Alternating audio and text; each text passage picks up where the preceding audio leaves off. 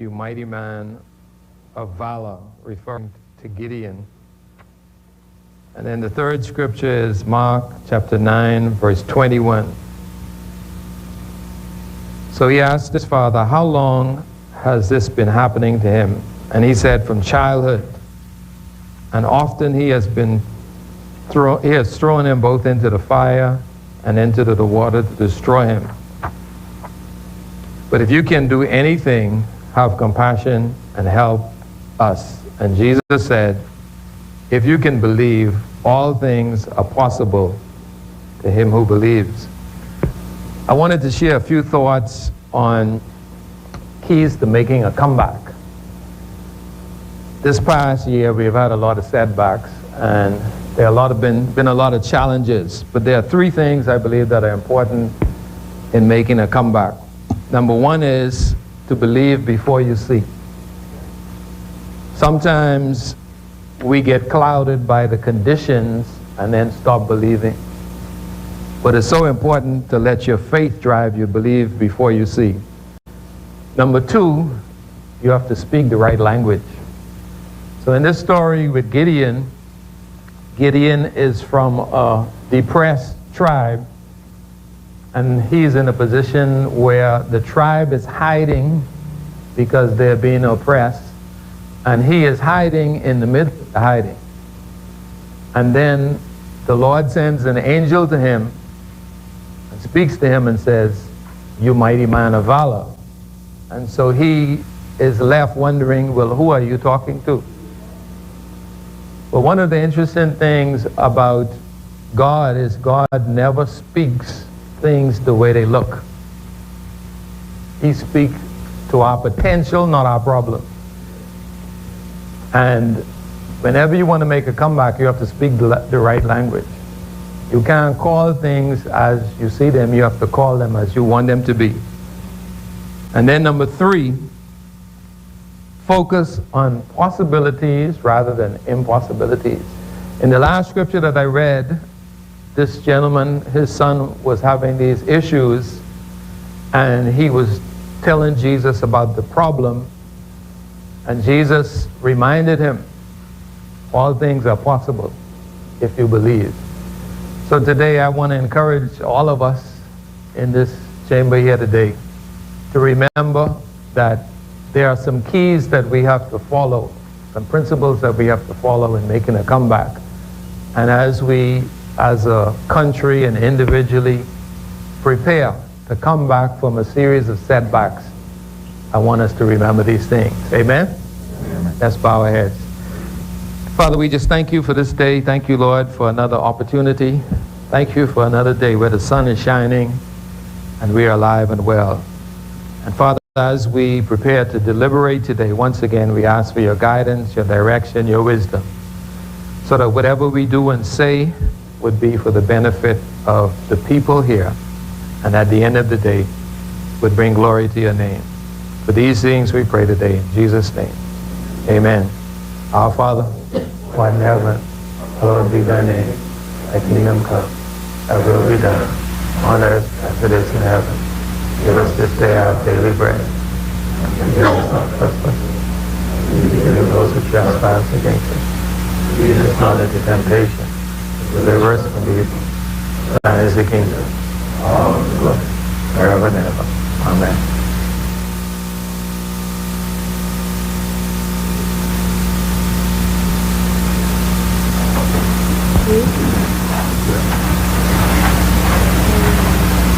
Procurement Bill, Peter Kirkwood, Brad Simonet, Desmond Bannister, Renwood Wells, Jeffrey Lloyd, Dr. Louise Dunn, Marvin James, Francis Campbell, Dionisio Diagula, Michael Pintar, Darren Henfield, Jamal Ferreira, Lenita Rowe, Brendan Rowe, Alfred Johnson, Philip Davis, Vaughn Miller, Patricia Parker Edson, Iron Lewis, Carlton Dolan, James Aldry, Travis Robinson, Adrian Gibson, Donald Sanders, Frederick Michael Khan, Heinz Johnson, Mark Hill, Michael Coates, Miriam Rescue Emmanuel, Steve Shipman, Ruben Rami, Ricky Matthews, Sally Long, Cartwright, Darnell Ferguson, Glennis Anna Martin, Kaiser Ford, Seth DeGuzo.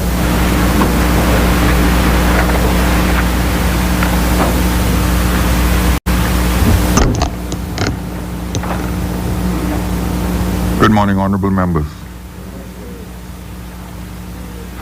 Honorable members, this is the Ides of March.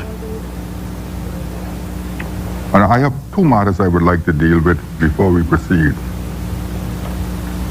Certain information came to me on Friday and over the weekend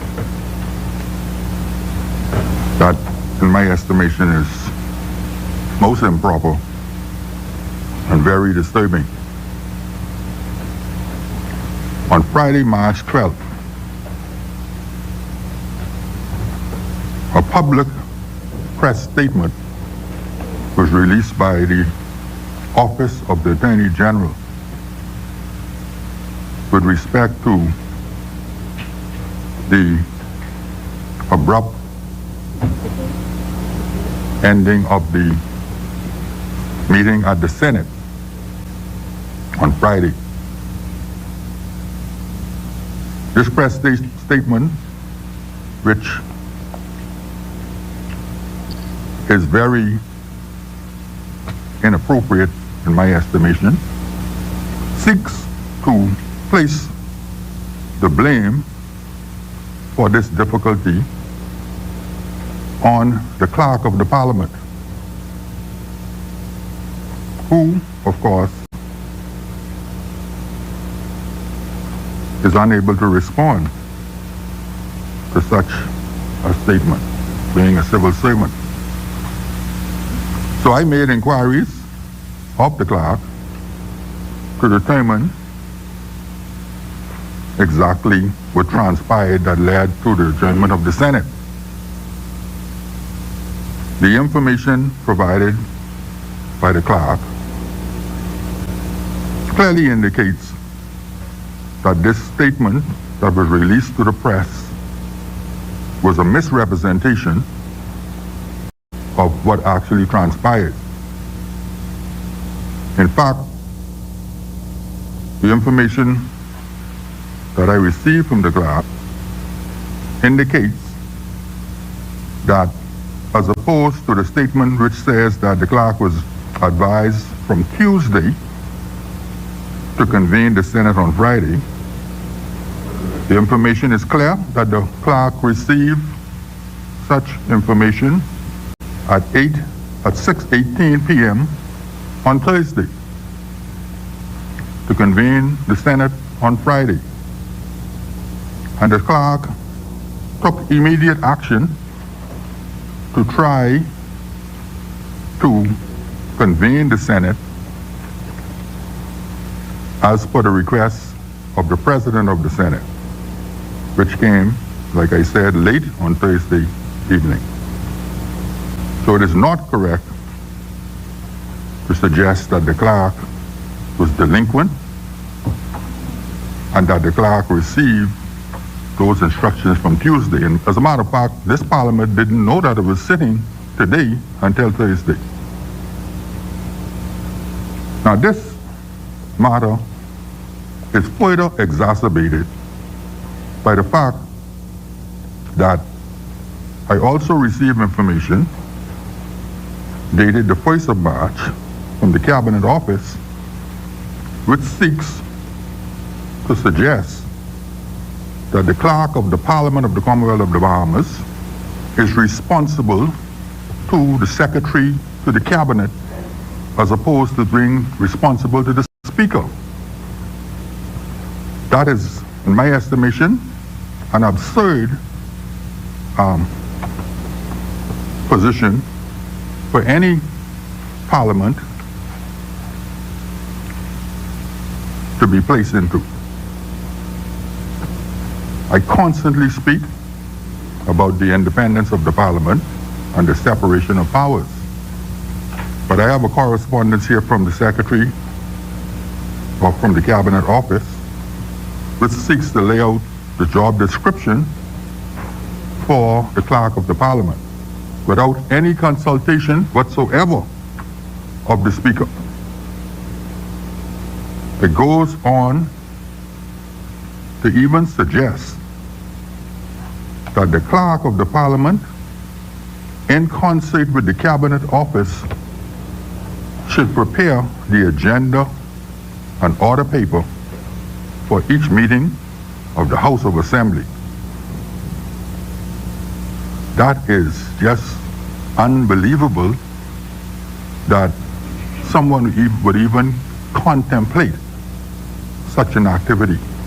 That makes the independence of the Parliament even more imperative. That is unheard of in other jurisdictions. And in my estimation, every member of this Parliament should be offended by such an initiative coming from the Cabinet Office. An initiative which, in my estimation, seeks to usurp the authority of the Parliament to determine its own agenda.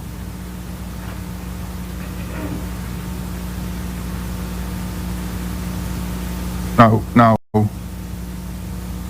there are a number of members of this Parliament who have indicated that they're not going to be seeking re-election.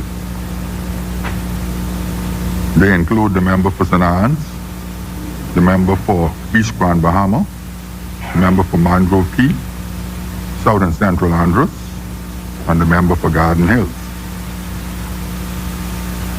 Today I call on those members to throw a blow for democracy, for top parliamentary democracy, by supporting the initiative for the independence of this Parliament. In fact, I call on all Bahamians, including the workers and taxpayers of this country, to demand the independence of this Parliament. To throw a blow for the independence of the Parliament and the independence of the judiciary is right and the proper thing to do as we move out of this pandemic and we purge ourselves of this breach of the Westminster model that has led to the national debt growing from $500 million to $9.5 billion without Cabinet being accountable to this Parliament. This hemorrhaging of the public purse must come to an end. The stranglehold of the Cabinet on the judiciary and the legislative branch of government must come to an end. We are all fooling ourselves if we believe that human nature is such that without constraints and without boundaries, human beings will do the right thing. As a matter of fact, Thomas Hobbes, the British philosopher, postulated that men are brutish beasts, and without the proper constraints, they will encroach on the territories of other men to the detriment of the weaker in our society. And so while we move forward, I know that the member for Cat Island, Rumkey, and San Salvador has already been on the record in support of the independence of the Parliament. And I also know that the member for Kalani has been on the record for the independence of the Parliament. But it is imperative now, based on the activities that I see on the ground, that we move speedily to bring about such result, so that by the time this House is dissolved, these legislation to bring about the independence of the judiciary and the independence of this Parliament should have received the royal assent.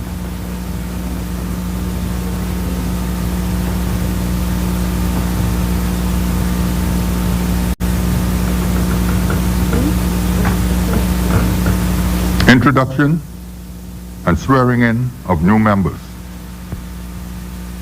Laying of documents by ministers. The chair recognizes the honorable member for Kalani. Thank you very much, Mr. Speaker.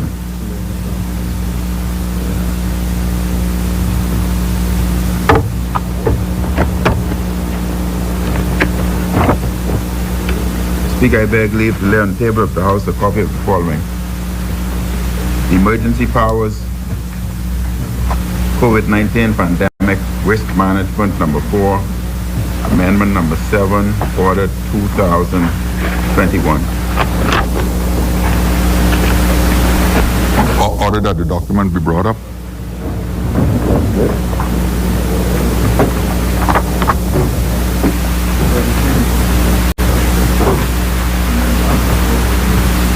Order that the document do lie on the table.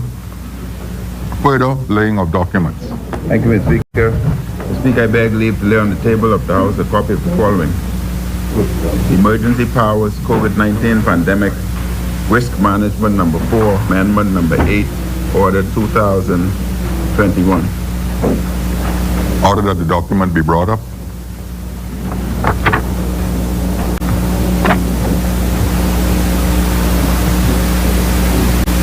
Order that the document will lie on the table. Further laying of documents. Thank you, Mr. Speaker. Speaker, I beg leave to lay on the table of the House a copy of the following.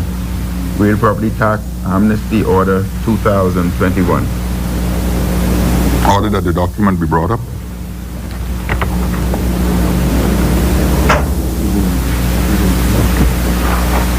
Order that the document will lie on the table. Further laying of documents by ministers. The chair recognizes the honorable member for Southern Shores. Thank you, Mr. Speaker. I beg leave to lay on the table of the House a copy of the following. The Price Control General Amendment Number 2, Regulations 2021. Order that the document be brought up.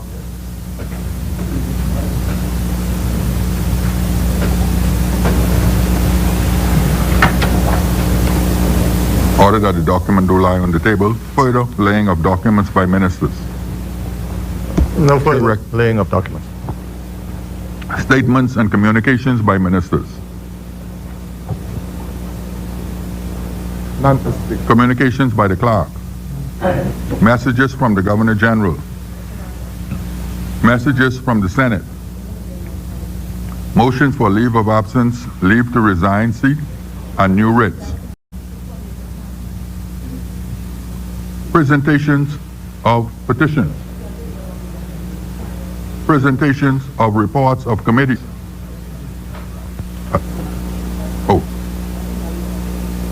Is this a presentation of reports of committees? Yes, sir. The chair recognizes the honorable member for Golden Gates. Thank you, Mr. Speaker. Mr. Speaker, I rise on behalf of the good and resilient people of the constituency of Golden Gates as chairman of this chamber's Select Committee on Natural Resources. Mr. Speaker, the current life of the Select Committee expires on the 1st of April, 2021, and the first extension was granted unanimously by this honorable House in September 2020 to that date. Mr. Speaker, pursuant to the rules of procedure of this honorable House, 21.9, which states inter alia that, and I quote, the chairman of the committee may at any time report progress and ask for leave to sit again, including for an extended time. Mr. Speaker, I now ask and request leave for an extended time on behalf of the committee to the 1st of September 2021. Thank you, Mr. Speaker.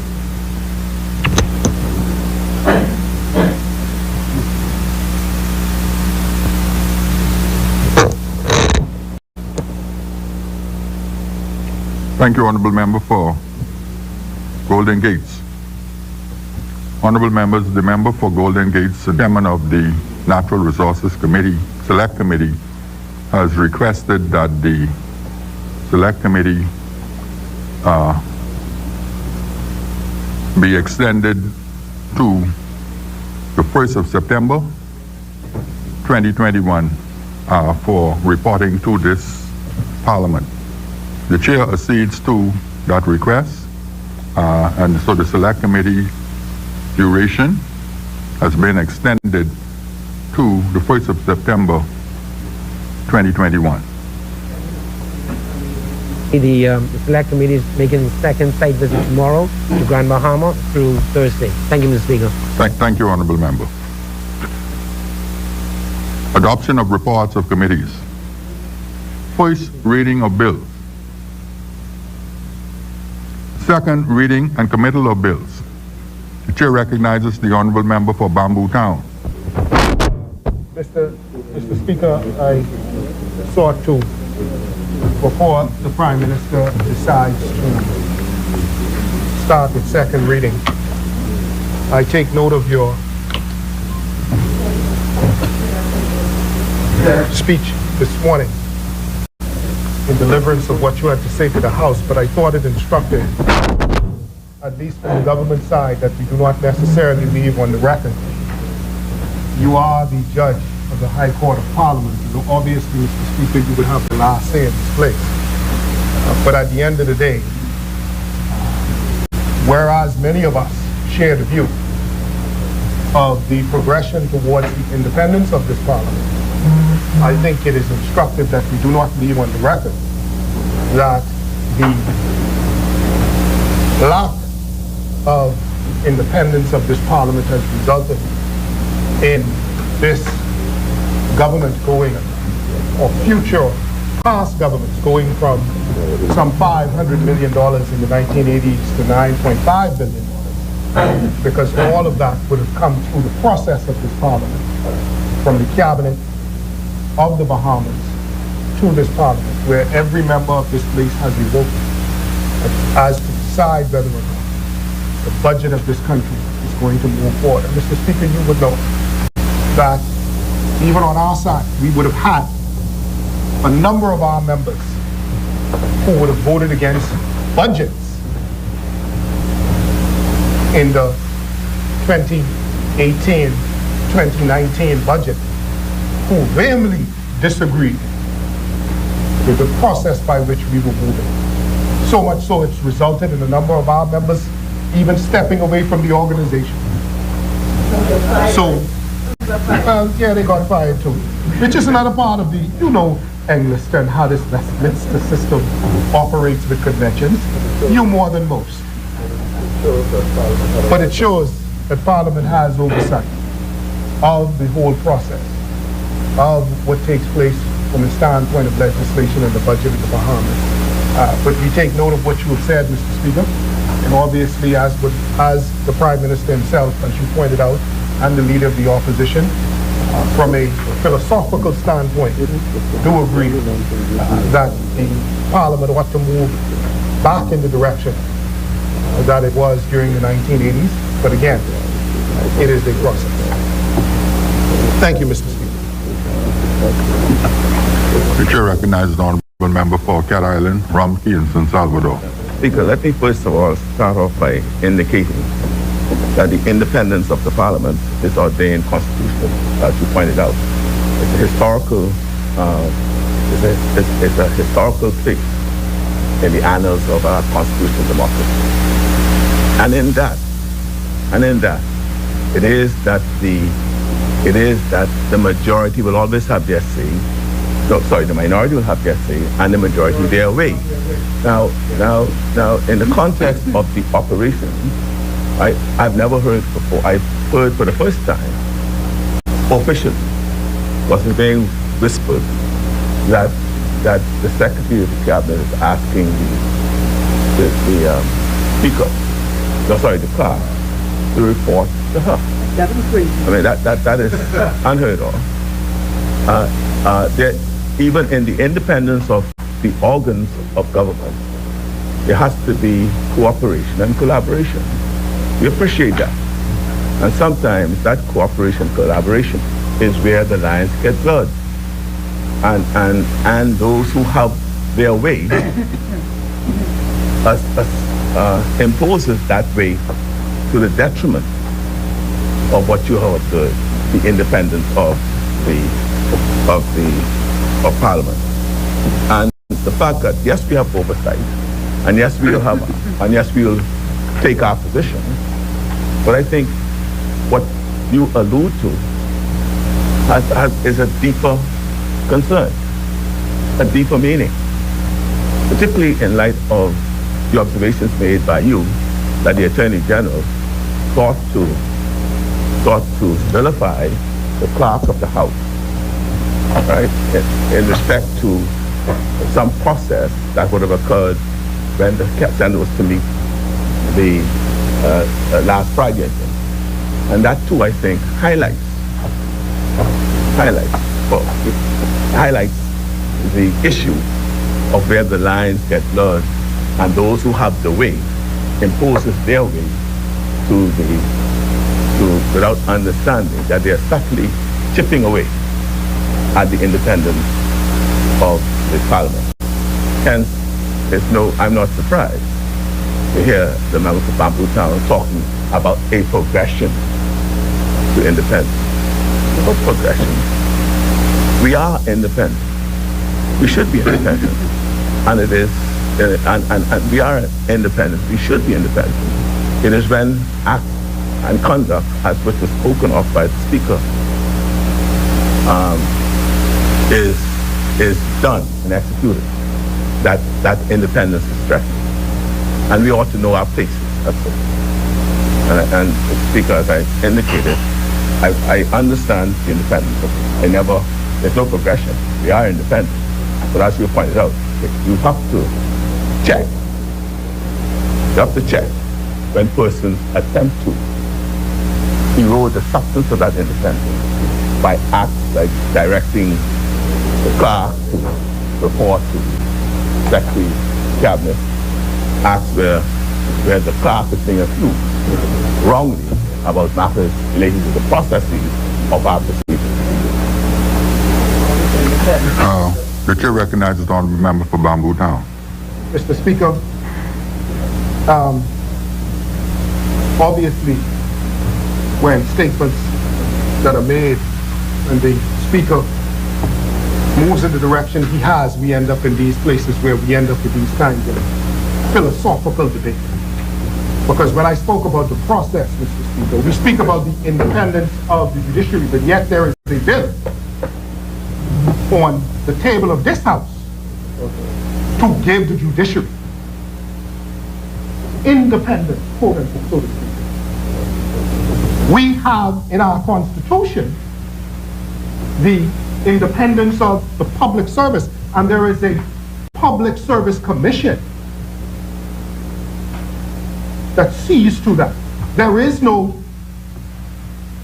parliamentary commission that speaks to how the Parliament is operating and the decision making, who gets hired. The clerk gets hired through the public service. And Mr. Speaker, we speak about where we are.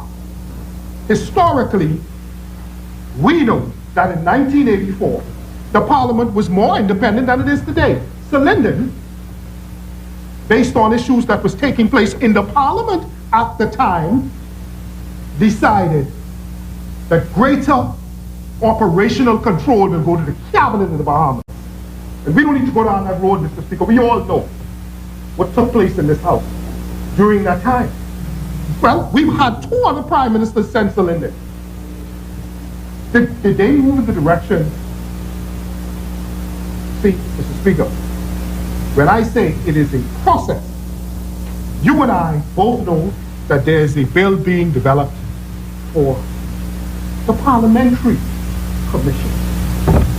Like we have the Judicial and Legal Services Commission bill that's going to give greater autonomy to the court. So we need to move in the direction with both of these. So that's the process of which I speak. And we don't need to go down the road to talk about the letter. Because that letter, that understanding took place back in 1984. Honorable member, I will end it. I didn't intend proceed any further with this matter today. But since you have raised these matters,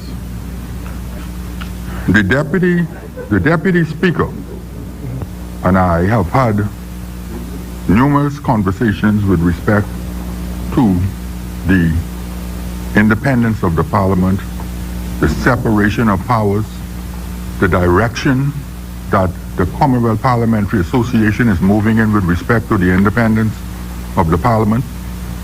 The deputy speaker just completed a study at McGill University last year, and he finished as magna cum laude on that course. He was honored by all of his colleagues in the Caribbean region. And coming out of that course, it was clear that the direction the parliaments are moving in the Commonwealth Parliamentary Association is to honor the separation of powers as is laid out in the Constitution of the Commonwealth of the Bahamas. So I am of the view that no matter which prime minister it may have been in the 80s that breached the principles of the Westminster system and breached the conventions of the Westminster system by taking away the independence of the legislative branch of government. It was wrong when that happened, and it was wrong when any other prime ministers that followed maintained that circumstance. And so I have in my hand here the draft of the Parliamentary Services Bill that has been in circulation now for more than a year. For more than a year. I don't know what sort of process we are talking about, that a bill drafted by a team of independent attorneys in consultation with the Speaker and the Deputy Speaker needs to go through a process of more than 1 year before the first reading of that bill that gives the Parliament its independence. And when I spoke of the facts that we are facing today in the Bahamas, the facts are that despite the Parliament meeting on a regular basis and having quote-unquote oversight of the activities of the executive branch or the cabinet of the Commonwealth of the Bahamas, we have a circumstance here where since the mid-80s, where the cabinet walks across to this parliament with the majority of votes in the parliament. I don't know what sort of oversight a parliament can have when the cabinet can outvote the backbench and the opposition combined. That is happening today. So we need to address that situation, because the facts are that since 1985 or thereabouts, the national debt has grown from 500 million to 9.5 billion. Those are the facts. Honorable members, honorable members, honorable members. So we have arrived at a time in the middle of this pandemic where we need to address this epidemic of the stranglehold of the executive branch over the legislative branch and over the judicial branch of government. The heads of the legislative branch and the head of the judicial branch are co-equals with the head of the executive branch. And now, while there is some fusion between the legislative branch and the executive branch, in that this branch of the government, this parliament, is the only institution in the Commonwealth of the Bahamas, where every citizen is represented. And no member of the executive branch can become a member of the executive branch without first being either elected in the House of Assembly or appointed in the Senate.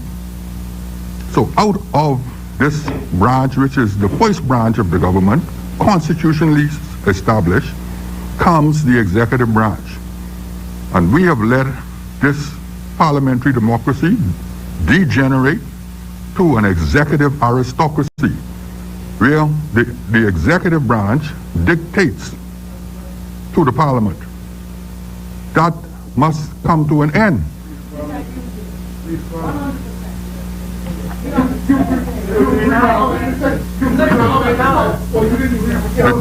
The chair recognizes the honorable member for St. Anne's.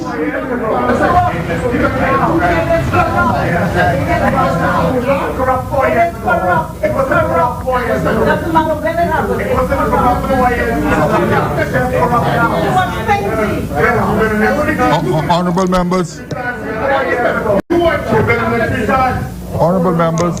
Honorable members. Honorable members. The member for St. Anne's has the floor. Honorable member for St. Anne's. Thank you, Mr. Speaker. I rise on a different point this morning, and I won't make comment on what the debate has done so far. But the issue was independence, I think is what you spoke of, Mr. Speaker. I want to ask one very simple question, because my name was called out by you. You referred to a number of us, and I'm only taking me because you named a member for St. Anne's, amongst others. And you asked me to stand up. No. Never. Honorable member. Mr. Honorable Speaker, member. Mr. Speaker. Honorable member, before you put something incorrect on the record. What did you say? I didn't ask you to stand up. I asked you to throw a blow for parliamentary democracy. Throw a blow, stand up, stand on my head, I don't care what you said. You were trying from the chair to direct this member on what he should do and what he should say. In my third non-consecutive term in this House and 2 terms in the other place, I have never had a speaker of either chamber direct me on what I should do. Honorable member. They can direct Honorable me member. where I go off. Honorable course. member, before you go any further down that road. No, Mr. Speaker. I never directed you to do anything. You directed me to throw a blow. A request was made of you, and you can decide not to accept the request. Mr. Speaker, I never directed you to do anything. Thank you, Mr. Speaker. In my opinion, when a request is made, or a direction is made, or a comment is made, whichever word you want to do, from the judge of this House, that has a different intonation to me. It might not do to you, but it does to me. So now I wonder whether I am independent in here when I want to say some things, or whether I will be censored, especially after making these comments. The role of the Speaker, in my opinion, is set out in the rules. I don't think you can nudge, push, say, throw a blow to me on what I can say. So I hope that's not what you meant to say.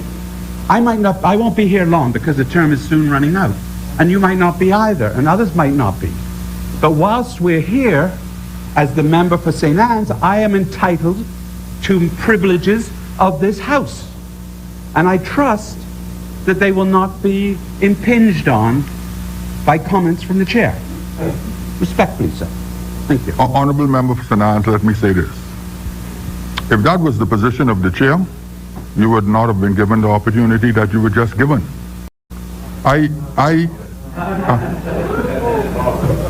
No, the point I'm making is I had an honorable member for St. Anne's. The point I'm making is on many occasions in this parliament, the chair has to make a determination on what members are saying, whether it is appropriate or inappropriate. And so it is not unusual for the chair to suggest to any member that a word should be changed, a statement should be rephrased, or whatever the case might be. That's not an unusual thing. And if something over the line, I have to withdraw it. But my interpretation of what you said this morning from the chair was, I have to throw a blow. That, for democracy of the independent, that is, in my opinion, respectfully, is suggesting of what I should say, not what I cannot say. There is a difference. The rule says you can ask me to retract, you can tell me I've gone too far in that direction, or whatever. But the rules of this House, having sat on 2 rules committees, can never say what a member of this House can or should say once he is within the parameters of the law, of the rules. Mr. Speaker, I trust that's not what you intended to ask me to do. Honourable Member, I have already indicated on several occasions that that is not what I asked you to do. But it appears you want to persist and keep that position on the record. I already indicated to you that that was not my intention. Any other member wishing to contribute before we move on?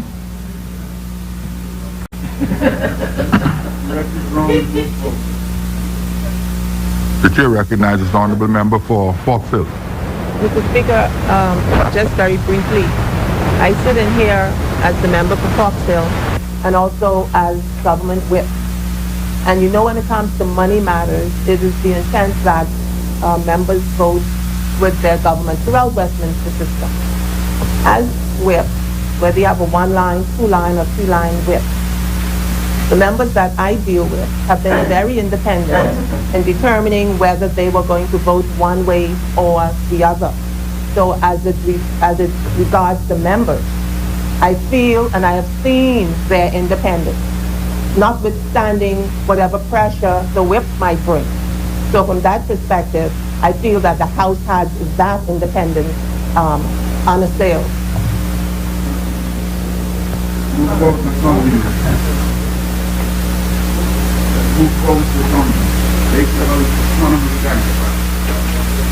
Honourable members, we are at first reading, we are at second reading, and committal of bills. The chair recognizes the Honourable Member for Kalani. Thank you very much, Mr. Speaker. Speaker, before I start, I just want to remind this House and the nation of yesterday, myself and the Minister of Health received vaccination. And I want to inform this House that, yes, I have no side effects. I feel good. And in fact, at 4 o'clock this morning, I was up and out on the streets exercising as I normally do. And I urge the Pdm populace, whenever they're called by the committee who's responsible for the rollout, that they participate and have no fear of receiving the vaccine, as this would help to solve the problems that we face with this pandemic and assist us in opening up our economy and, as you would say, roll out our country. On the agenda item, Mr. Speaker, with your leave, I rise to move that the Public Finance Management Bill 2021, to be referred to as the Pfm Bill, the Public Debt Management Bill 2021, or the Pdm Bill, the Public Procurement Bill 2020, and the Statistics Bill 2021 be read a second time. Today, Mr. Speaker, is a turning point, a defining moment for public financial management in the Bahamas. From the outset, my administration has been intentional about our commitment to good governance. In many ways, we have sought to do this by implementing comprehensive and sound legal frameworks that deliver enhanced accountability and transparency in the management of public resources entrusted to the government by the Bahamian people. In the spirit of the landmark fiscal responsibility legislation enacted in 2018, the Pfm Bill, the Pdm Bill, and the Public Procurement Bills are poised to usher in far-reaching reforms to how we manage our public finances. These, Mr. Speaker, together with the Statistics Bill, are necessary and one could even say long overdue reforms that will take us further along the continuum of improving and modernizing our government regime. Mr. Speaker, while the opposition always liked to talk about accountability and transparency whenever they were in office, they never even seemed to do anything to enhance accountability and transparency. But we are different from them. We are not about idle talk, we are about effective action.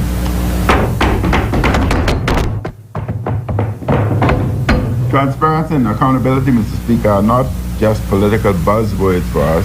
And passage of these historic pieces of legislation will once again demonstrate that we are prepared to do the things that are necessary to improve governance and to discourage any form of corruption. Mr. Speaker, allow me to speak for a moment on Pfm Bill 2021. I will begin with an overview of the Pfm Bill, which is designed to address Honorable Member, the lead bill would be then the Public Financial Management Bill, and we'll do all as a compendium. Go through each bill. I'm debating it as a compendium, Mr. Speaker, yes. Yes, thank you. I will begin with an overview of the Pfm Bill, which is designed to address significant weaknesses observed in the Financial Administration and Audit Act 2010, or the FAA Act. The bill is weighty in content and lengthy, have 10 parts and 12 schedules. Therefore, I will only summarize key components or provisions. When drafting the landmark Fiscal Responsibility Act 2018, it became apparent that the FAA Act required extensive revisions if we are to conform with acceptable best practices for public finance management. Given these realities, it was agreed that the administrative provisions of the existing FAA Act should be repealed and replaced by a new law that aligns with the entity coverage, accountability, and reporting framework of modern public financial management principles. However, Mr. Speaker, provisions relative to the Auditor General would remain until the completion of the proposed Auditor General's legislation, which is in the preliminary drafting stage. Mr. Speaker, as the name of the bill aptly conveys, the Pfm Bill will shift the government's approach to the public finances from the present-day emphasis on administrative requirement to one which underscores accountability and responsible management for results or outputs. And under this modernized legislative framework, public sector managers will be required to focus on strategic priorities and will be held accountable for their performance. Like any progressive enterprise, public sector agencies will have to set goals and objectives and the key performance indicators, or KPIs, to measure the success of their operations and programs. And they will have to publish these for all to see. Mr. Speaker, I cannot overemphasize that the major focus of the Pfm Bill is to improve transparency and accountability around the management of public finances and in the governance arrangements of public entities. In keeping with this overarching remit and consistent with modern Pfm legislation, the applicability of the bill, Part 1, extends coverage for the first time to activities of all public bodies. They have been clustered into three broad, although not mutually exclusive groupings, namely public entities, which cover ministries, departments, and government agencies, but exclude government business enterprise, or GBE, as I will refer to later. Agencies which comprise the non-commercial state-owned enterprise, which traditionally perform a more public policy mandate and are not offering competitive services in the market, and government business enterprise, GBEs, defined as those state-owned enterprises that undertake commercial activities and are expected to be profit-oriented, although also having a public policy orientation. As part of this legislative exercise, Mr. Speaker, the government is also changing the title of the treasurer to that of Accountant General, in line with the nomenclature used within government nations, Commonwealth nations, for the administrative head of the Treasury. Mr. Speaker, provisions in the bill also seek to address the current lack of clarity and power for delegations observed in the FAA Part 2 to facilitate more efficient day-to-day operations of the public finance machinery. Importantly, roles and responsibilities are clearly set out for all key positions in these activities for the central government, and roles to cover persons as the chief executive officer's position in the agencies and GBEs. In many cases, Mr. Speaker, the financial management processes governing the annual budget and authorization Part 3 have been rationalized, enhanced, and assembled into a more comprehensive and coherent presentation. Expenditure authorization provisions of the bill seek to articulate responsible and efficient frameworks for dealing with unforeseen budgetary needs that have neither not been or inadequately provided for in the Appropriation Act. As contemplated, these will be addressed through the budgetary reserve appropriation, which allows for up to 3% of current expenditure to be set aside under the budget of the Ministry of Finance.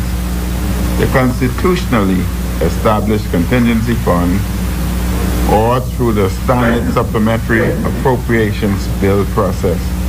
In another key provision, the bill also provides for the Minister of Finance to approve expenditures for natural emergencies using the specific options I have just mentioned, or through more extraordinary means, including the suspension of existing procedures to accelerate allocation or directing public entities regarding the allocation of their budgets.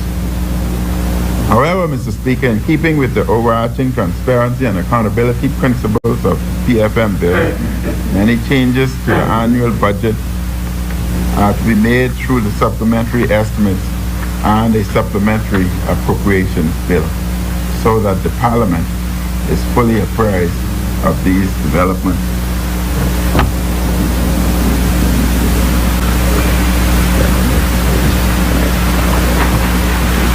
Mr. Speaker, the Financial Movement Provisions Part 4 set out the frameworks for authorizing expenditures, including the existing options for moving expenditures within heads, known as environments, and prescribed arrangements for reallocating expenditures between expenditure heads.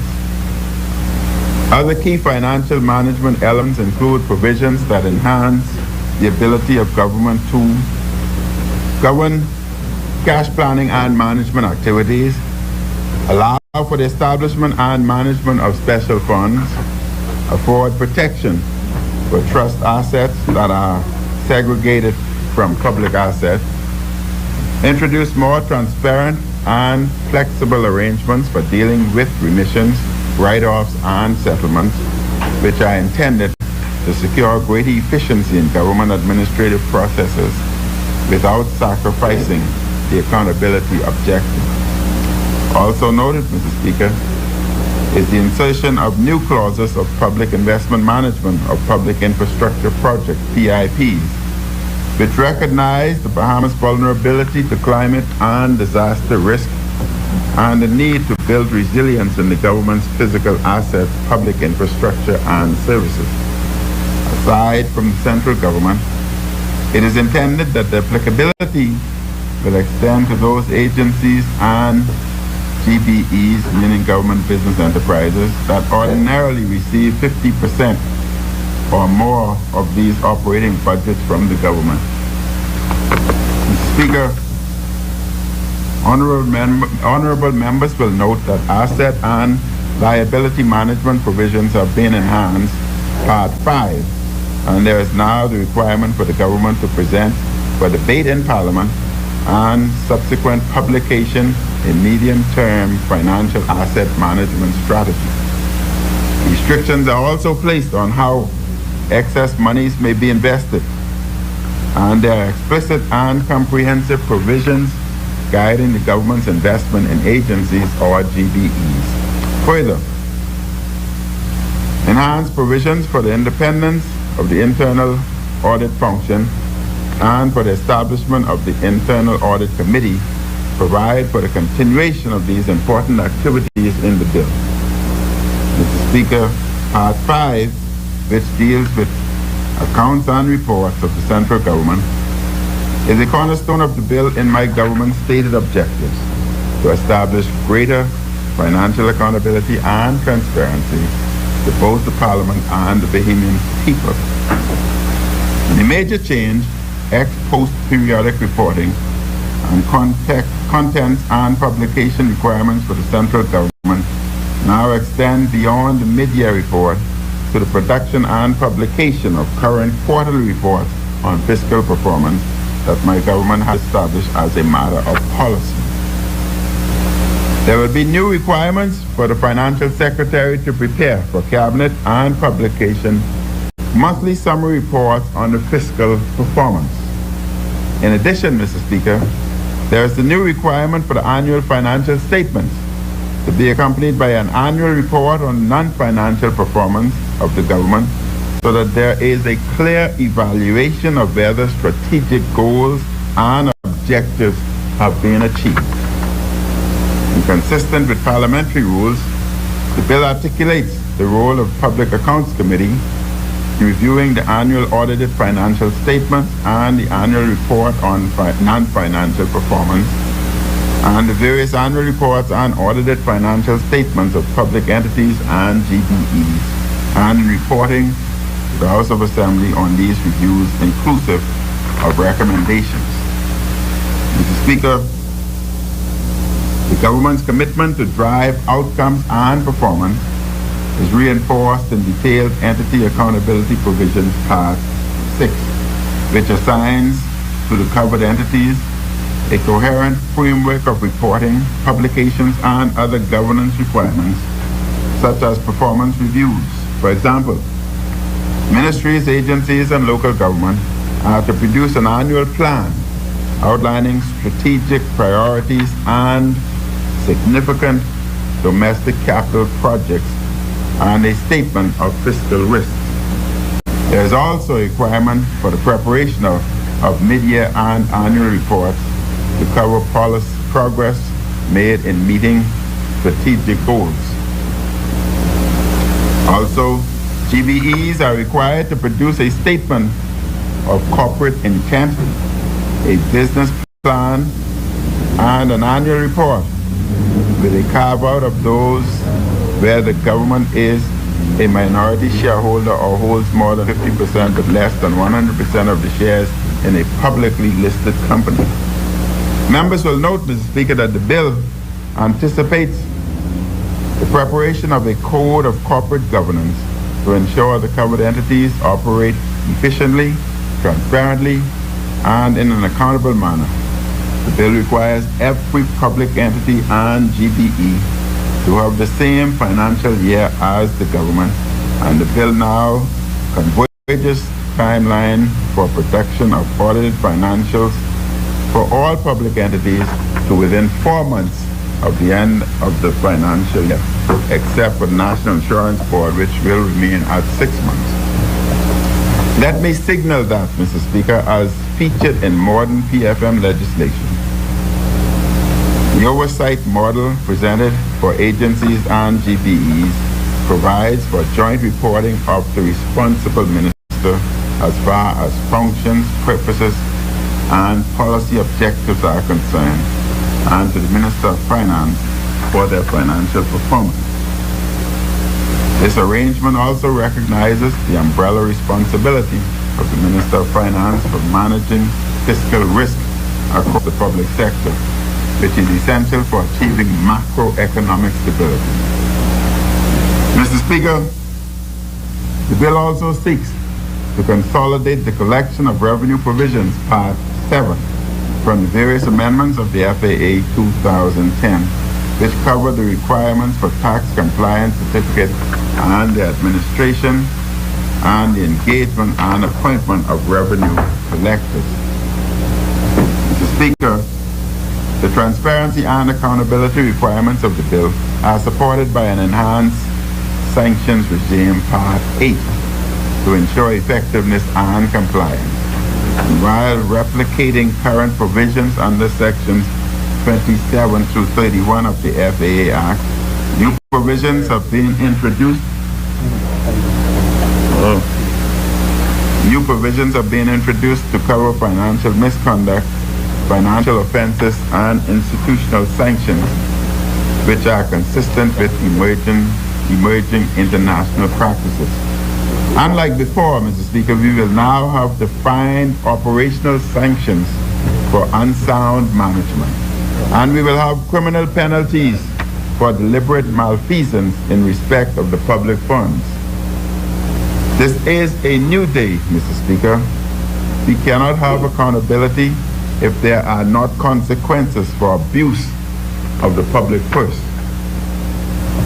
This failure to articulate specific sanctions has been a glaring weakness of our existing framework, and we are now fixing it.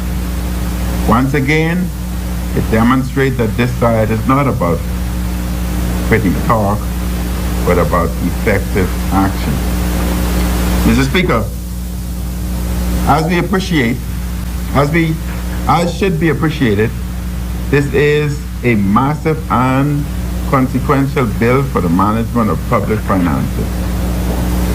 To allow for a manageable transition, the bill therefore proposes that implementation be carried out in stages as outlined in Part 9. I now turn, Mr. Speaker, to the Pdm Bill 2021.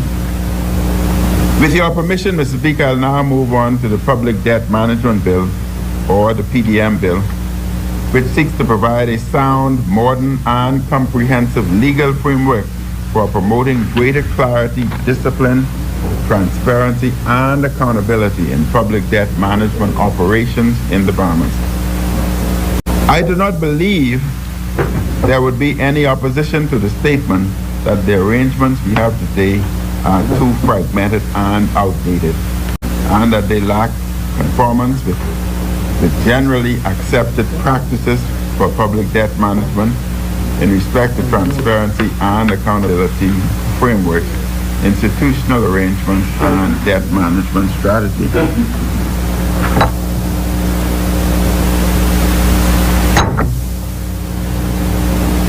Therefore, Mr. Speaker, the overriding objectives of the Pdm Bill are to consolidate and modernize the existing debt management provisions. Presently, these are spread across Financial Administration and Audit Act 2010, which addresses short and long-term borrowings, the Bahamas Registered Stock Act, the Bahamas Registered Stock Regulations, which provide for the creation and issuance of government domestic bonds, and the Development Loan Act 1990, which authorizes the government to borrow money by way of bonds for the general development of the Bahamas. Importantly, Mr. Speaker, the Pdm Bill would also establish linkages with the Fiscal Responsibility Act, which sets a ceiling on the government's medium-term debt of 50% of nominal gross domestic product, GDP. Mr. Speaker, I will now touch on the salient points of the Pdm Bill. A key part of public management is being able to set objectives and then assess performance against these objectives. In a first for the government, the bill clearly defines the objectives of debt management, Part 2, framed in terms of the best practice goals of ensuring that the government's financing needs and repayment obligations are met on a timely basis and at the lowest possible cost and consistent with an acceptable level of risk. Other complementary objectives are to support development of the government's domestic securities market, and to ensure consistency with fiscal sustainability goals. Institutional arrangements are important to ensure the conduct of effective debt management operations. In keeping with best practices, Mr. Speaker, the bill proposes the creation and outlines the responsibilities of the Centralized Debt Management Office, or DMO, as I would further refer as, and the High-Level Advisory Debt Management Committee, DMC, and elaborates the debt management functions and responsibilities of the Financial Secretary and the Minister of Finance. Mr. Speaker, there is no shortage of global examples on the destabilizing effect of high debt levels on macroeconomic stability. And of course, maintaining macroeconomic stability is a key policy objective of any government. Therefore, it is important that our debt management framework ensures that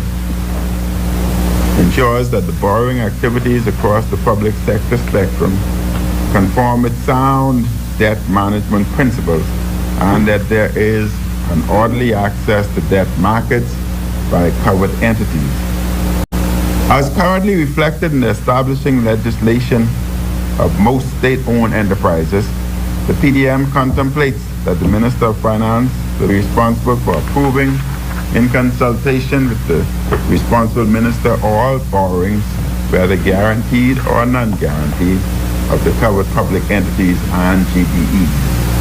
And furthermore, Mr. Speaker, all covered entities will be required to undertake appropriate risk assessments of prospective debt transactions.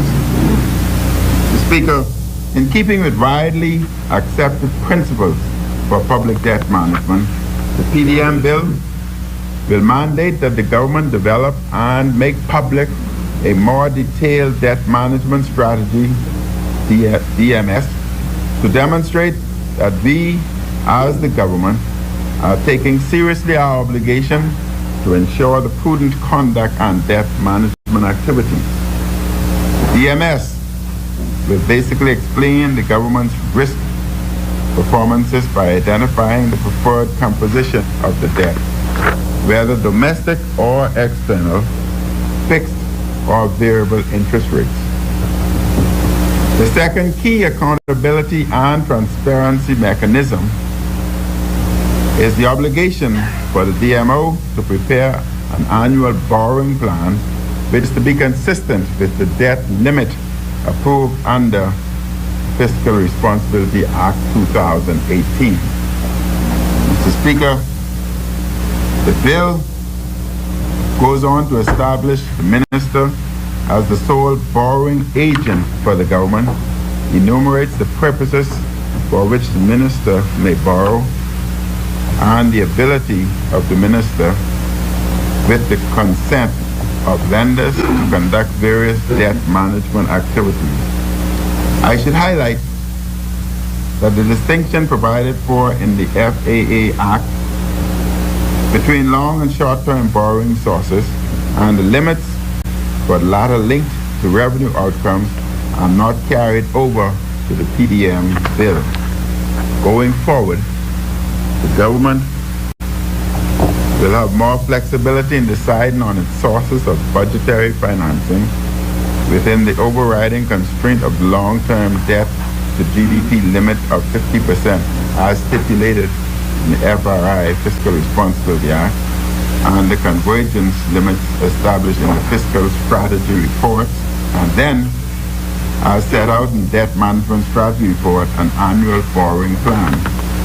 Mr. Speaker, an entire segment of the bill, Part 6, is devoted to the issuance of government securities, which basically captures the existing provisions in the soon to be repealed Bahamas Government Registered Stock Act 1973. It also incorporates more modernized administrative processes and issuance procedures, including the recent amendment to allow for the elimination of paper-based certificates. In keeping with model debt management legislation, the bill, Parts 8 and 9, outlines the proposed framework for government lending and the provision of guarantees to organizations, public bodies, persons, international organizations, or foreign governments. Where these transactions may arise, the requirement is for the minister to discuss requests with the DMC to be, that is, Debt Management Committee, to be satisfied that any lending guarantee would be in the public interest and to require collateral and enforce rights in the event the collateral is invoked. These activities, Mr. Speaker, must also be carried out within the context of a cabinet-approved policy framework, be within limits approved by the Parliament, and be consistent with prudent fiscal policy and the debt management strategy. Mr. Speaker, the government's accountability and transparency objectives for the public finances are deeply embedded in the reporting provisions of the Pdm Bill. Provisions provide for the audit of government debt, the activities of the DMO, Debt Management Office, and reporting to the Auditor General for the Internal Audit Department to undertake audits and report findings to the Minister, and for the Minister to direct an audit of public debt management activities by external auditors with publications of the final report. The capstone is the requirement for the Minister to table in Parliament, alongside the financial statements and annual report, a report on all debt management activities. Complementary provisions, Mr. Speaker, also provide for enhanced visibility of debt operations across the public sector, with the requirement of all public entities to submit to the DMO monthly debt data, which are to be published by the government in a comprehensive quarterly statistical bulletin. Mr. Speaker, to facilitate a more efficient operating model for government domestic debt operations, the bill includes provisions for the central bank to establish or facilitate the establishment of a central securities depository, CSD. A CSD, like the Bahamas Government Securities Depository, BGSD, established by the Central Bank in November 2019, will facilitate the transfer of ownership through a book entry rather than physical certificates. Mr. Speaker, I now turn to the Procurement Bill 2020. Mr. Speaker, having covered the key provisions of the PDM, with your permission, that is, Mr. Speaker, I will now move to the Procurement Bill 2020. Procurement systems clearly have a significant impact on the efficiency of the use of public funds and, more generally, on public confidence in government and on good governance. In the local context, the sheer importance of these activities is evidenced by the central government's $1.4 billion in public procurement spending, which approximates nearly 13% of the country's GDP. My government is all about establishing an efficient procurement system, attaining the best value for money spent on behalf of Bahamians. ensuring public access to information on government contracts, and providing fair opportunities for suppliers to compete for government contracts. Speaker, over the years, international financial institutions like the IDB in 2014 and the World Bank in 2017 have cited many shortcomings in our existing public procurement framework. Key among these were lack of transparency and efficient market competition,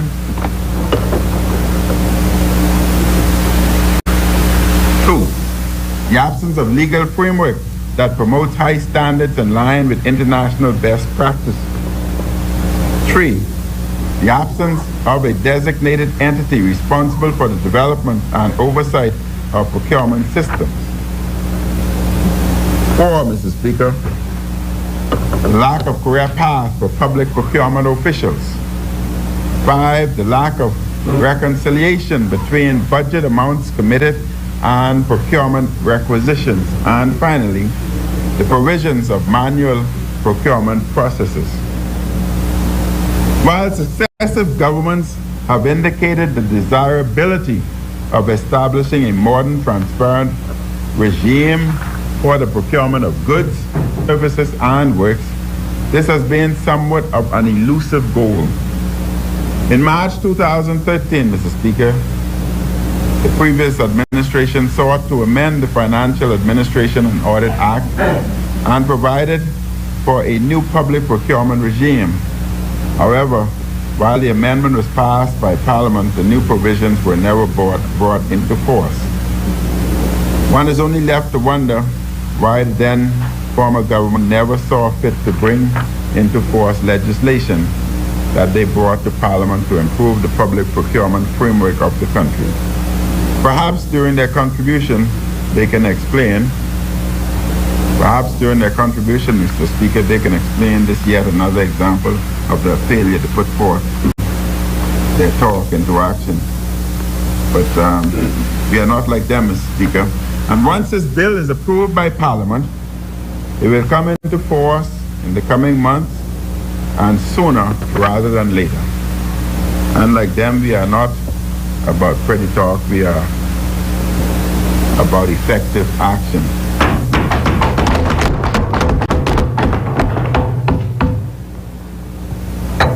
Mr. Speaker, in any event, the charge to right this situation now lies with my administration, and unlike our predecessors in office, we pride ourselves on doing what we say we would do. We are moving forward to modernize and transform the current arrangements. The Public Procurement Bill we have before us today is designed to promote economy and efficiency in the use of public funds, to conduct procurement in a fair and transparent manner, and to support an increase in the number of small Bahamian-owned businesses involved in the public procurement space. By design, the bill also seeks to ensure that the Bahamas complies with current and prospective external trade obligations. Mr. Speaker, importantly, the bill is aligned with best practices for transparency. It contains measures that will ensure full openness in the solicitation and award of government contracts, measures that will make the new regime defensible both inside and outside the country. The proposed legislative regime is also comprehensive in its coverage, as it will impact public procurement spending by all public entities, including government ministries, departments, statutory agencies, and local government agencies. Mr. Speaker, at the heart of the bill is the establishment of a public procurement department to be headed by a chief procurement officer, CPO. The essential functions of the PPD, that is Public Procurement Department, will be to provide all the requisite procurement policies and standards to achieve effective implementation and administrative oversight of the full public procurement process and related operations. This would also include the ongoing development and management of the existing e-supplier registry and e-procurement system currently in its pilot phase. The government's e-procurement system already today has just over 2,000 vendors registered in the system, and it is being used by 38 government agencies. The bill will institutionalize the requirements to utilize this digital platform or any other platform as may be mandated by the PPD. Another key institutional construct is the establishment of a public procurement board, with the chairperson being appointed by the Prime Minister and membership comprising the Financial Secretary or his representative, ex officio, the Permanent Secretary of a government ministry in rotation for a period of 3 years. An important difference between this new PPB, that is board, and the existing tenders board is the provision for Prime Minister to appoint 2 representatives from civil society and 2 members of the public after consultation with the heads of professional bodies in the country. These provisions bring the perspective and oversight of civil society into the day-to-day procurement activities of government for the very first time. To help organize and streamline the procurement process, every procurement entity will be required to establish a procurement unit which will open and evaluate bids and award procurement contracts. Importantly, Mr. Speaker, the bill established financial thresholds for the award of contracts by the PPB and the procurement unit. Specifically, where the value of the contract does not exceed $250,000, the award will be made by the procurement unit. Contracts valued more than $50,000 but below $250,000 will be awarded by an internal tender committee subject to approval of the minister responsible for the procuring entity. For contracts valued about $250,000 but below $1,200,000, the procurement contract may be awarded by the board. And finally, where the value of the contract is more than $1,200,000, the board will be approved. The board, with the approval of the responsible minister, is required to make a recommendation to Cabinet for the award of the contract. Where the recommendation is not approved by Cabinet, the Cabinet may refer the matter back to the board for further advice or direct that a new procurement exercise is conducted. Mr. Speaker, the Public Procurement Bill also includes many other provisions related to the bid preparation, publication methodology, submissions, and final selection activities. It seeks to establish efficient arrangements to enhance transparency in procurement activities for prospective suppliers or contractors by requiring procuring entities to prepare annual procurement plans for eventual publication on the department's website and on the electronic procurement system. The bill provides for the procurement of goods, works, or services to be conducted using competitive bidding procedures based on the application of objective and non-discriminatory technical specifications, selection, and award criteria. It provides for different methods of procurement considering the estimated value of the procurement, the potential sources of the procurement, and the nature of good works and services required. It sets out the bidding process and documentation requirements, outlines what information should be specified in the bidding documents, and requires that all procurement notices be published in the Gazette or in one or more national newspapers and on the electronic procurement system launched by the government in June 2020. It provides for the procuring entity to require bidders to show that they meet the qualifications criteria to participate in the bidding process. The bill also provides for domestic preferences and requires every procuring entity to allocate a margin for domestic preference to promote the participation of small and medium-sized businesses in procurement opportunities.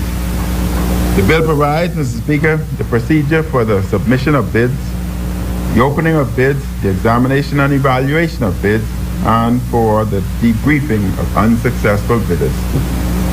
It requires that notices of the award of a procurement contract be published in the Gazette or in one or more national newspapers and on the electronic procurement system.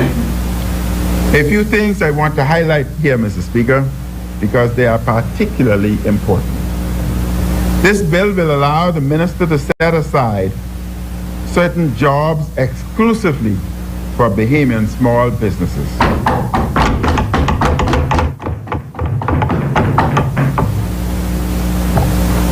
This is in keeping with my government's pledge to provide opportunities for Bahamian small businesses and entrepreneurs. Not only has my government set the standard by providing unprecedented financial support to Bahamian entrepreneurs and small businesses, we are once again showing our support by putting into the bill the means for us to set aside specific jobs just for them, where they do not have to compete with larger, more established businesses. It is this kind of access to government jobs by small businesses that will provide them to gain a strong foothold in their respective sectors and eventually become big businesses. This is what this administration is all about, using the levers of the state, the levers of the state, in an open, transparent way to empower Bahamians. I also want to draw attention to the requirement that the award of all these contracts will be published online and in the newspaper. It will state that what the contract is for, who it was awarded to, and the dollar value of the contract. The PPD will publish a report at the end of the fiscal year that will compile all this information into a single document, and they will publish it. This will help to address all the whispering, the rumors, and the political mischief that has gone on for decades in our country.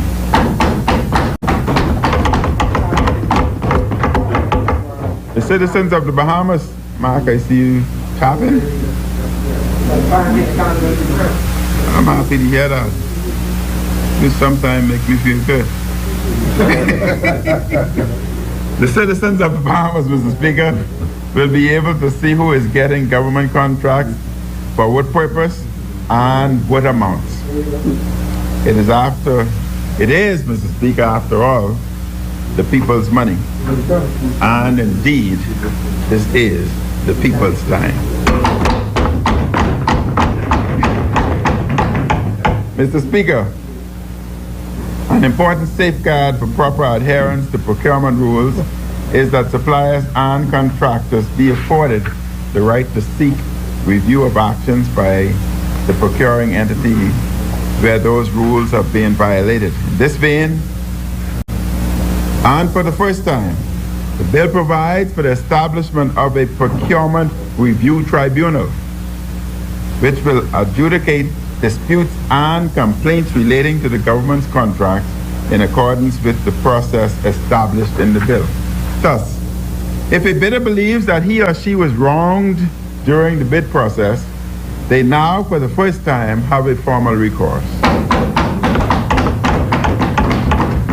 In other arrangements, the bill set out the grounds and the procedure for the suspension and debarment of a bidder, provides for the proper keeping of records of the procurement and the management of the procurement contract, and provides for the Procurement Act to be reviewed every 5 years by a committee of both House of Parliament appointed by the Prime Minister in consultation with the Leader of the Opposition. Mr. Speaker, to protect the integrity of the procurement process, the bill also includes provisions for dealing with offenses under the Act, with the Financial Secretary being able to surcharge employees of a procuring entity or any person who acted as an agent of a procuring entity public officer for actions materially in contravention to the bill.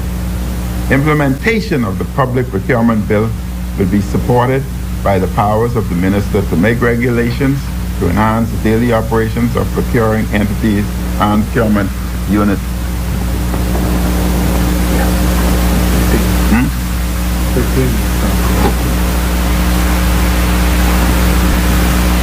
These have already been drafted, Mr. Speaker, and are ready to be promulgated when the Public Procurement Act is brought into force.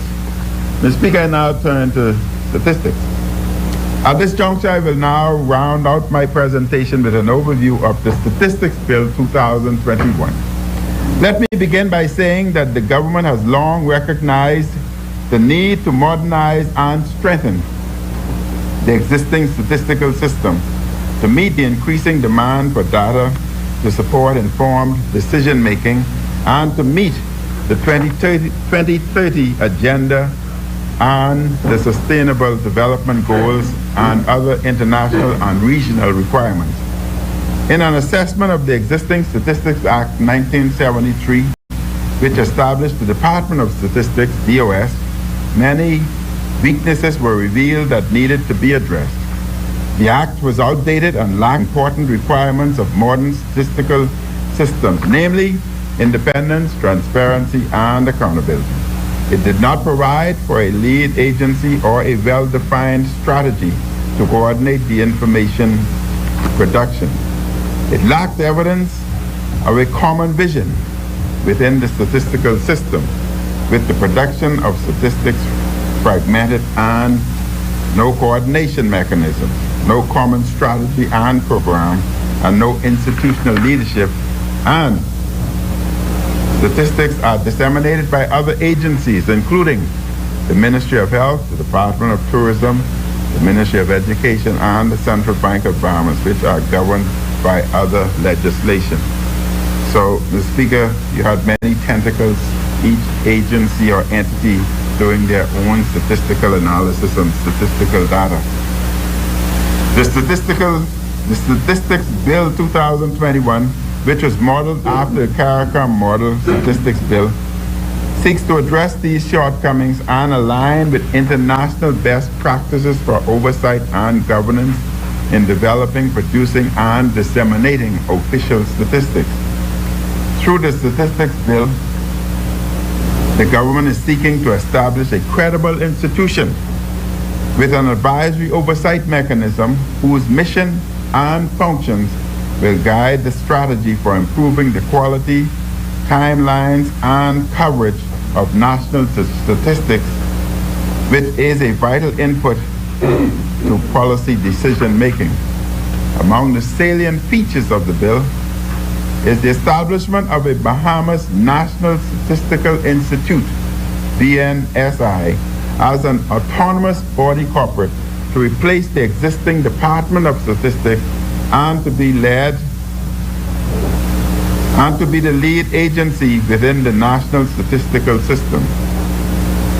This new institutional framework is in keeping with the direction taken by many statistical agencies as a means of promoting professional independence, which is critical for ensuring transparency, trust, and integrity in the production of official statistics. Funding of the Institute, Mr. Speaker, will be through monies appropriated by Parliament, fees and charges collected by the Institute, and monies derived from fines compounded by the Managing Director. Mr. Speaker, another key governance arrangement is the Board of the Institute, which is to consist of 11 members selected from cross-section of agencies which are involved in the statistical system and civil society. The key is that the board would promote and protect the credibility, integrity, and impartiality of the official statistics, promote and preserve the professional independence of the Institute, and develop policies and give general directions on the carrying out functions of the Institute. Importantly, Mr. Speaker, the board, with the concurrence of the minister, would also appoint the managing director, who is charged with the day-to-day operation of the Institute. Mr. Speaker, the Statistics Bill also provides for the appointment of a National Statistical Committee, NSC, which is basically an advisory board to be chaired by the managing director and with board membership. This key function is to collaborate with the Institute to develop national statistical strategy, which is to guide the work of the Institute over the medium term and to advise of the priorities of the Institute and the national statistical system. I must emphasize, Mr. Speaker, that this is an independent committee, a factor which is important in securing public confidence in national statistics.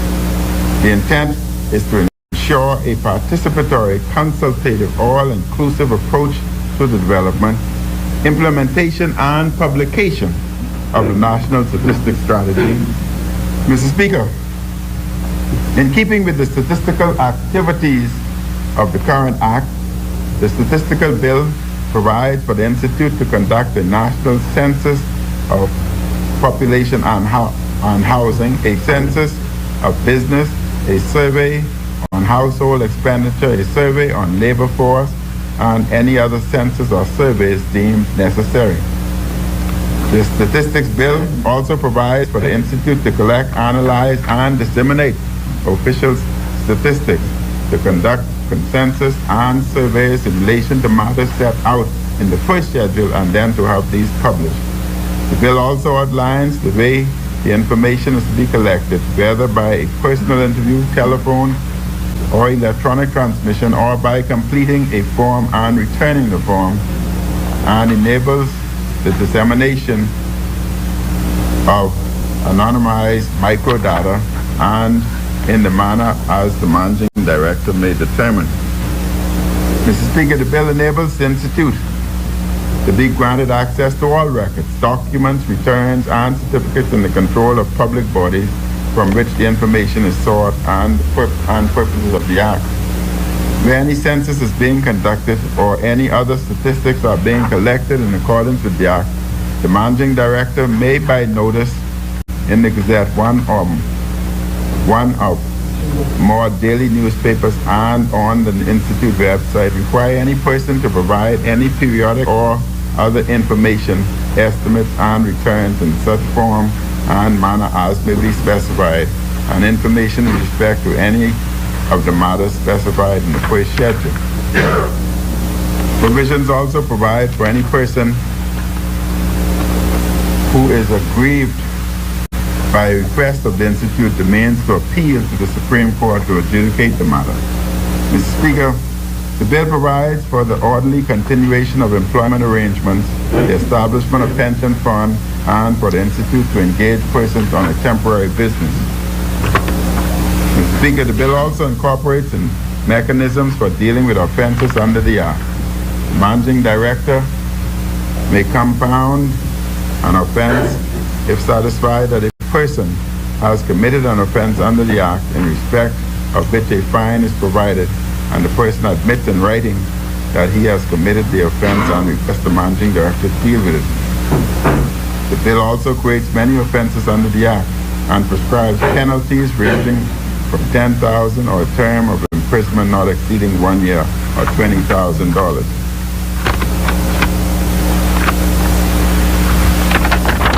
Mr. Speaker, that's all right.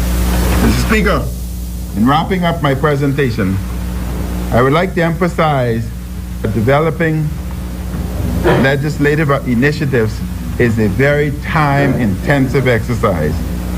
These bills are the culmination of more than 2 years of extensive drafting, review, and in all cases, we have adhered to best practice requirements by releasing the bills for public consultation and stakeholder engagements. Indeed, all 4 of these bills were sent to the leader of the opposition directly during the respective public consultation exercise. I am advised that the Ministry of Finance did not receive any recommendations for adjustments to any of the draft bills. I take that to mean that the opposition is perfectly content with the content of the draft bills and welcome their swift passage. I cannot, Finance would not have given me misinformation. I cannot imagine, Mr. Speaker, that if they had any suggestions that they would not have sent them on to be considered during the consultative phase as others have done.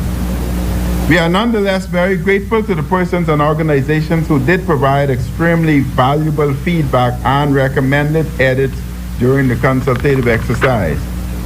Where the government considered appropriate, comments accepted from this process have been incorporated into the latest draft we have before us today.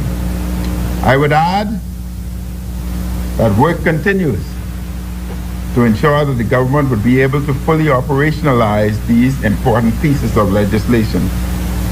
And while the regulations have already been drafted for the Public Procurement Bill, work has commenced to prepare accompanying regulations for both the Pfm and Pdm bills and other guidance documents necessary to achieve comprehensive implementation of the legislation.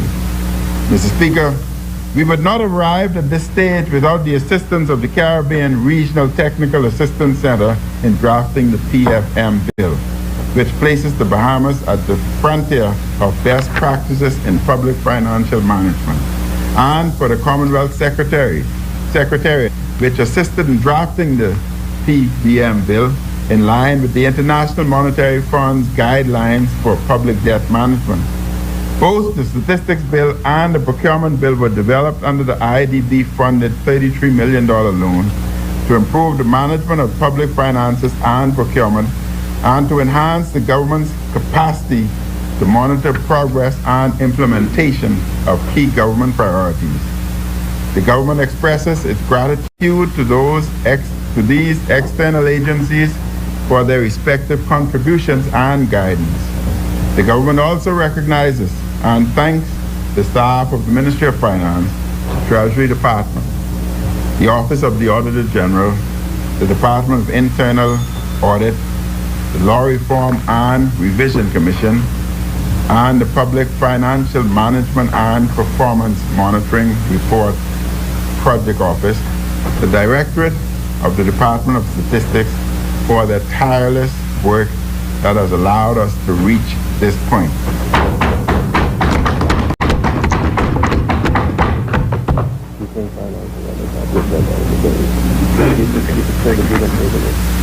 Likewise, our gratitude is also extended to all stakeholders which participated in the public consultation process for the various bills.